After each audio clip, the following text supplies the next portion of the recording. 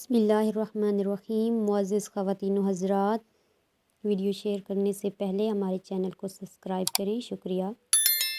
آج کا بہت ہی پیارا واقعہ حضرت ادریس علیہ السلام۔ چنانچہ ہم آپ کو ادریس علیہ السلام کے بارے میں بتاتے ہیں۔ ایک حدیث میں ہے کہ آدم اور شیس علیہ السلام کے بعد ادریس علیہ السلام پہلے نبی ہیں جنہوں نے قلم کے ذریعے لکھا اور لوگوں کو کتابت سکھائی۔ حفظ ابن کثیر نے ان کا حلیہ کچھ یوں بیان کیا ہے: پورا قد و قیامت، خوبصورت، خوبرو، گھنی داڑھی، عمدہ و صاف کے مالک، چوڑے کندھے، مضبوط ہڈیاں، دبلے پتلے، سرمگی چمکدار آنکھیں، گفتگو باوقار، خاموشی پسند، سنجیدہ اور متین، چلتے ہوئے نظر نیچے، انتہائی فکر و غوض کے عادی، غصے کے وقت سخت غضبناک، باتیں کرنے میں شہادت کی انگلی سے بار بار اشارہ کرنے کے عادی۔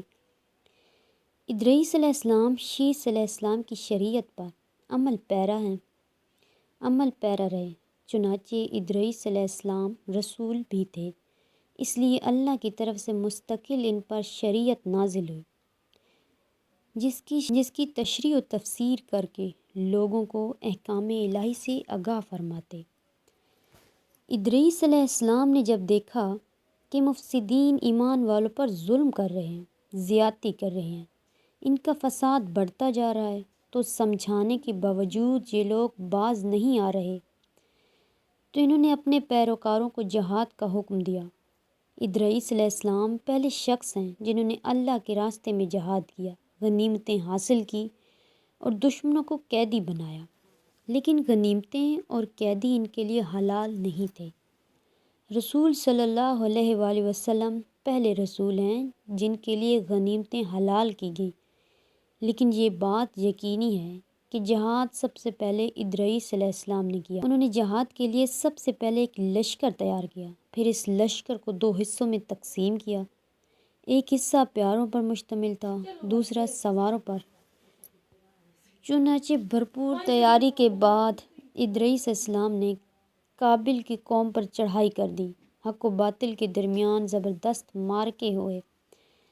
آخرکار ادریس علیہ السلام نے انہیں گھٹنے ٹیکنے پر مجبور کر دیا، ان کا بہت سا مال و اسباب پھوڑ دیا اور لوگوں کو قیدی بنا لیا۔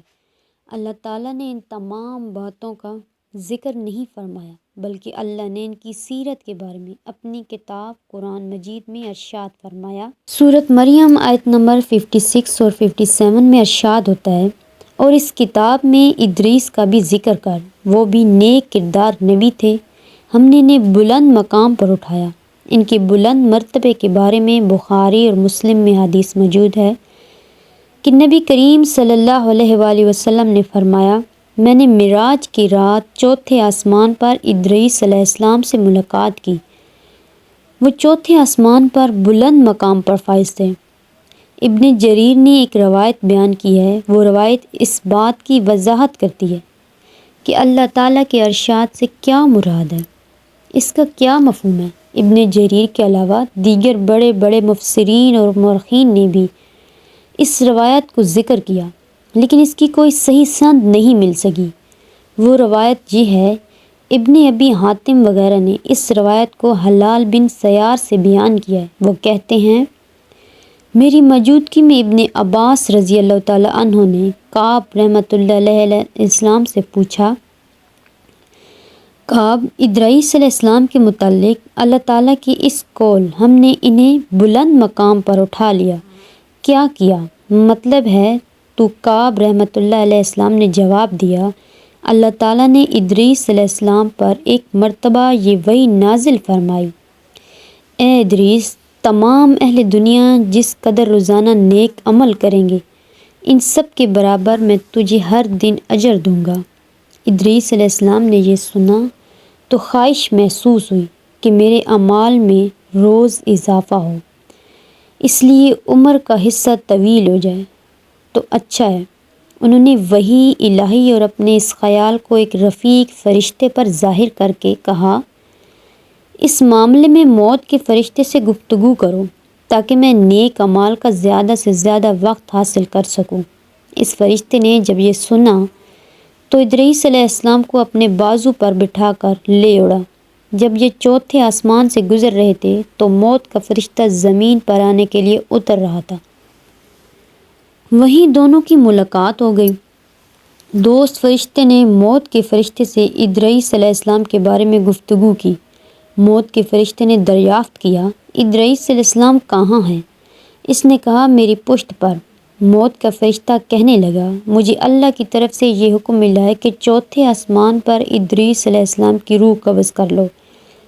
اس لیے میں سخت حیران بھی تھا کہ یہ کیسے ممکن ہے۔ ادریس علیہ السلام تو زمین پر ہیں۔ چنانچہ موت کا فرشتہ ادریس علیہ السلام کے پاس آیا، ان سے اجازت طلب کی اور ان کی روح قبض کر لی۔ انبیاء کو یہ امتیاز حاصل ہے کہ فرشتے ان کی اجازت کے بغیر ان کی روح قبض نہیں کر سکتا، اور رسول صلی اللہ علیہ وآلہ وسلم کو یہ اختیار دیا گیا ہے کہ آپ دنیا میں مزید رہنا پسند کریں تو وہ رہ سکتے ہیں، یا پھر رفیق اعلیٰ کی رفاقت کو پسند کر لیں۔